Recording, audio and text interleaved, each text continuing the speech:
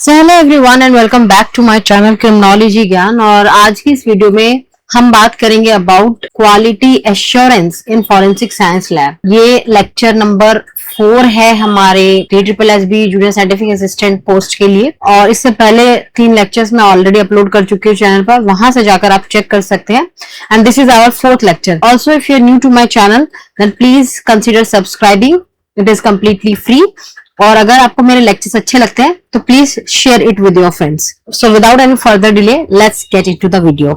So our today's topic is about quality assurance. Forensic labs में जब भी reports आती हैं किसी से भी रिलेटेड, किसी भी केस से रिलेटेड, तो ये एश्योर होना चाहिए कि वो जो रिपोर्ट्स हैं उसके रिजल्ट एक्यूरेट और रिलायबल हो। And it is important because fate of the accused often depends on forensic findings.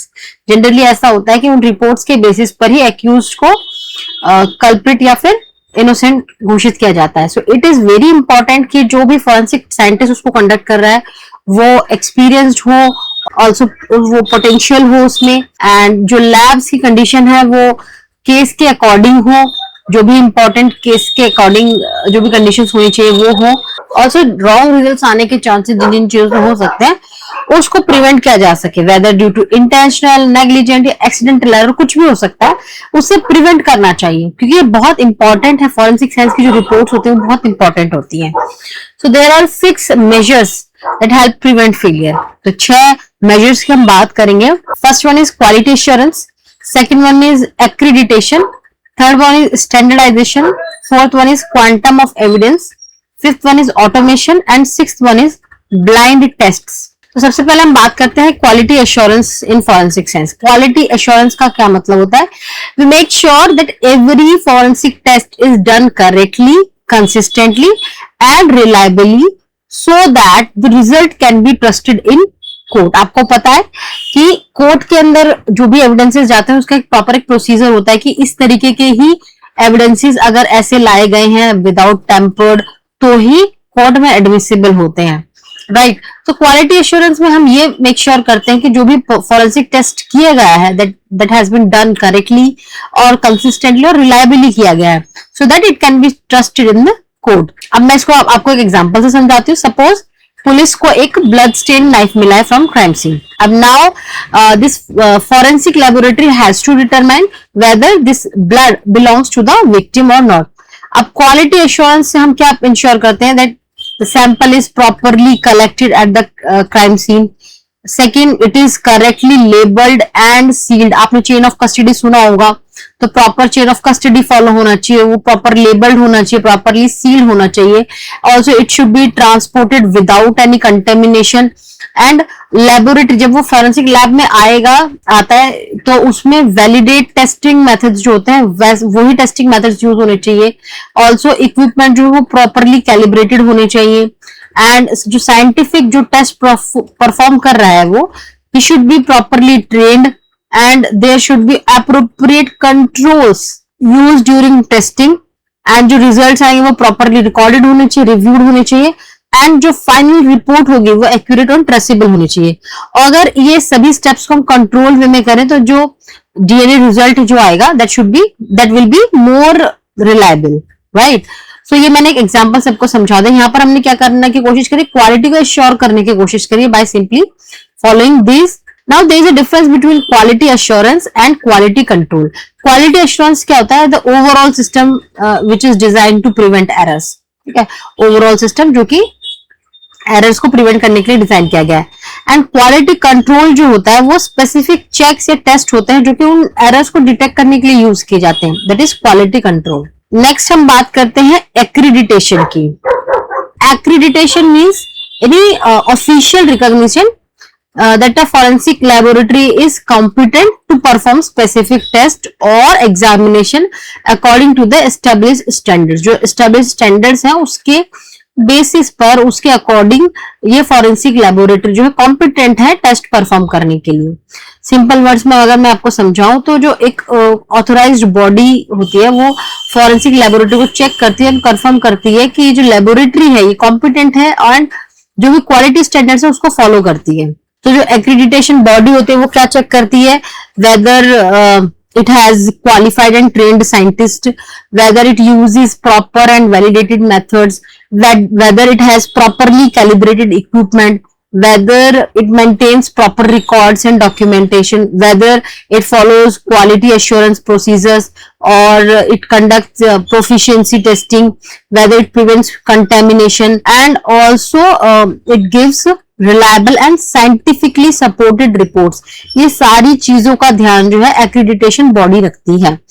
अगर ये सारी चीजें नहीं होंगी तो वो लैबोरेटरी जो भी रिजल्ट प्रोड्यूस करेगा वो जो है रॉन्ग रिजल्ट्स भी प्रोड्यूस कर सकता है। Now if the laboratory meets the required standard it can receive accreditation, otherwise और इंडिया के अंदर NABL जो है एक्रेडिटेट करती है फॉरेंसिक लैबोरेटरीज को।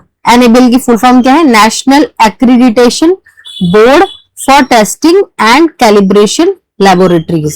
सो ILCPT क्या है? It stands for inter laboratory comparison and proficiency testing.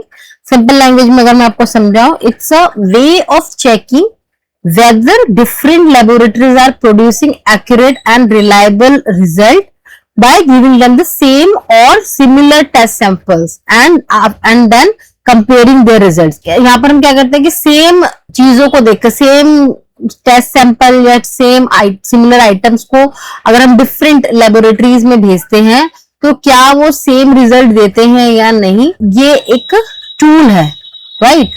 Suppose example, we have 5 forensic laboratories, they receive the same blood sample and we ask them to determine their blood group, है ना। हमने 5 अलग अलग forensic laboratories को same blood sample दे दिया और उसको बोला कि आप इनका blood group निकालो।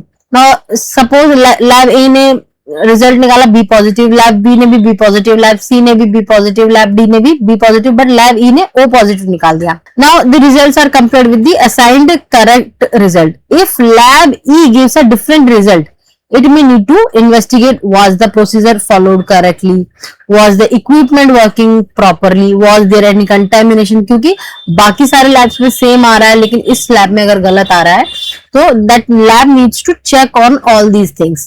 Was the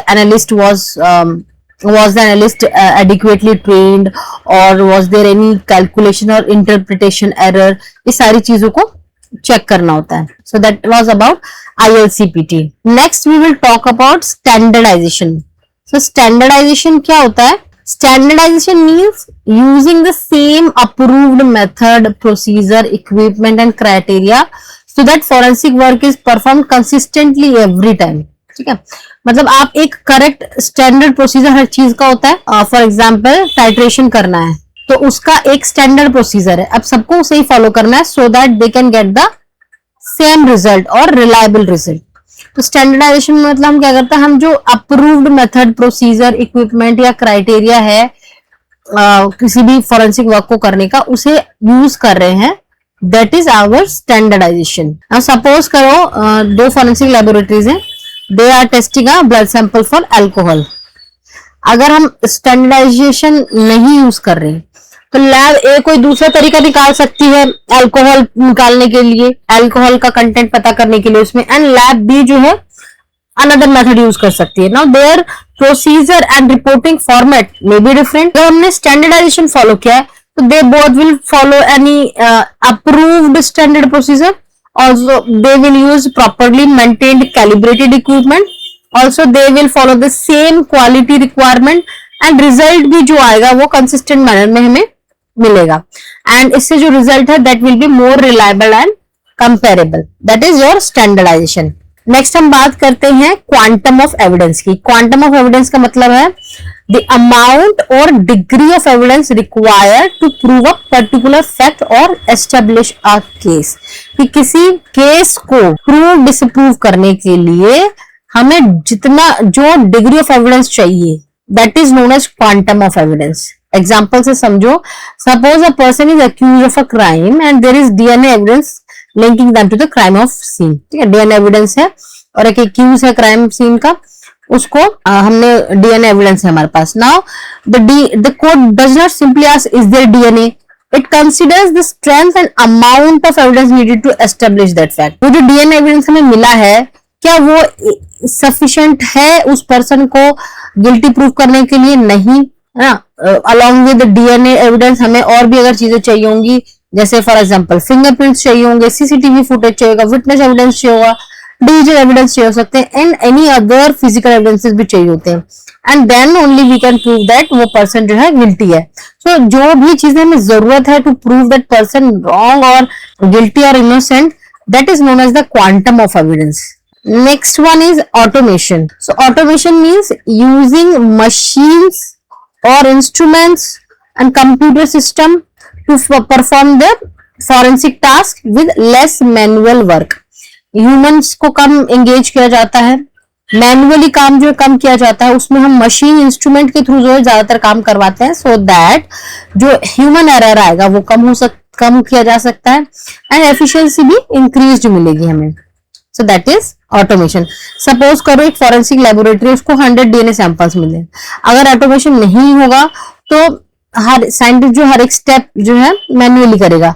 अब ऑटोमेटेड डीएनए एनालिसिस सिस्टम होगा तो हमें सिर्फ सैंपल डाला, अब वहां पर वो सारी चीजें खुद करेगा, सैंपल प्रोसेसिंग खुद करेगा, डीएनए एक्सट्रैक्ट खुद करेगा, एम्प्लीफिकेशन खुद करेगा, डेटा कलेक्शन खुद करेगा, देन डीएनए प्रोफाइल्स भी वो खुद जनरेट कर देगा। इससे काम भी थोड़ा जल्दी हो गया, एफिशिएंसी भी इंक्रीज मिली और ह्यूमन एरर के चांसेस भी रिड्यूस हो गए।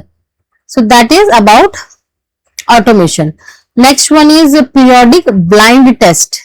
सो ब्लाइंड टेस्ट क्या होता है? Where the forensic examiner does not know certain information about the sample or case that could influence their judgment। जहां पर जो फोरेंसिक एग्जामिनर है उसको इंफॉर्मेशन के बारे में कुछ नहीं पता, अबाउट द सैंपल या केस कुछ भी है, उसको इंफॉर्मेशन नहीं है कुछ भी, क्योंकि अगर उसको कुछ इंफॉर्मेशन होगी तो that can influence their judgement. Simple words में अगर मैं आपको समझाऊं, जो examiner test evidence without knowing the expected answer, वहां पर वो पहले ये एक्सपेक्ट नहीं कर रहा कि अच्छा अगर मैं इस टेस्ट को कंडक्ट करूंगा तो ये आंसर्स आने के चांसेस हैं, वहां पर फॉरेंसिक साइंटिस्ट को ये नहीं पता।